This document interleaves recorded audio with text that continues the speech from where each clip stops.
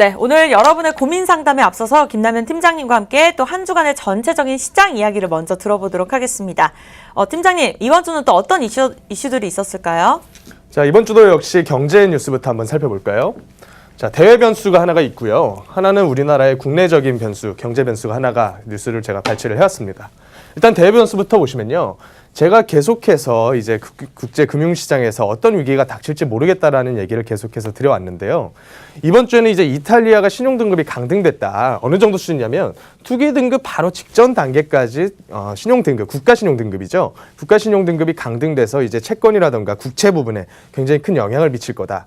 근데 이탈리아가 굉장히 좀 중소규모의 나라였으면 국제시장에 영향을 미치는 범위가 굉장히 적을 텐데 이탈리아의 국제적인 이제 거시 금융적인 그리고 GDP에서의 국제적인 영향력을 보시면요.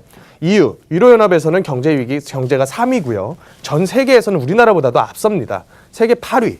그래서 글로벌 경기에도 굉장히 지대한 영향을 미칠 가능성이 있다라는 얘기로 경제 뉴스를 시작을 해보고요. 그와 관련해서 우리나라 역시 이제 금융적인 부분이죠. 은행 대출을 받은 사람 중 3명 중에 1명꼴로 2년 동안 한 푼도 안 써도 전체 빚을 못 갚는다.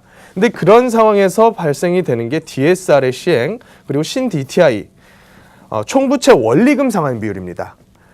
여태까지 이자만 갚고 원금은 만기 일시 상환으로 대출이 되어 왔었는데 이런 부분을 원금 플러스 이자 부분 그거 대비해서 너가 소득이 얼마인지를 물어보는 대출 체계로 바뀌어가고 있다는 점입니다.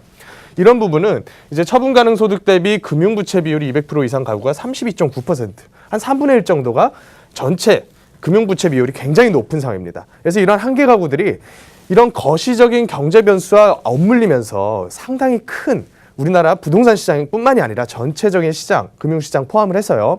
상당히 부정적인 영향으로 갈 가능성이 커지고 있다. 그래서 미국에서 어떤 움직임을 보이는지에 따라서 국제 질서가 변화하게 되고요. 이런 질서는 우리나라에 이런 대출을 많이 끼고 계신 분들이 우선적으로 타격을 입을 가능성이 커진다라는 뉴스로 시작을 해보겠습니다. 그래서 이런 부분들은 우리 시청자분들께서는 어떻게 받아들이시면 되냐면요. 주택을 구입을 하시거나 혹은 이미 주택을 가지고 계신 분들이 대출을 신규로 받으실 때 상당히 조심을 하셔야 된다. 그리고 지금은 신규 대출 자체가 많이 나오지 않는 상황이기 때문에 대출을 많이 끼고 계신 분들께서는 상당히 조심을 하셔야 되는 상황이라고 보시면 되겠습니다. 부동산 뉴스를 보시면요. 광역시를 제외한 지방 아파트 값이 10년 동안에 최대폭으로 하락을 하고 있다는 기사가 나왔습니다. 그와 관련해서 이제 특별관리지역으로 이러한 지역들을 선별을 해서 조금 더 관리해서 지금의 무조건적인 규제 움직임이 아니라 어느 정도는 규제를 풀어주는 완화 움직임으로 가야 된다. 지역별로. 이런 뉴스가 나오고 있는데요. 제가 계속해서 말씀을 드렸다시피 국지적인 시장이 전개가 되고 있다. 그래서 오르는 지역은 버틴다라고 보시면 되겠고요. 다른 모든 지역들이 떨어지고 있는데 호재가 많고 오르는 지역이라고 해서 무조건적으로 계속 상승 쪽으로 간다라고 보긴 힘듭니다. 다만 이제 수요가 밀집되어 있고 돈이 많이 몰리는 지역일수록 버티는 힘은 조금 강하다. 이런 정도로 받아들이시면 되겠고요.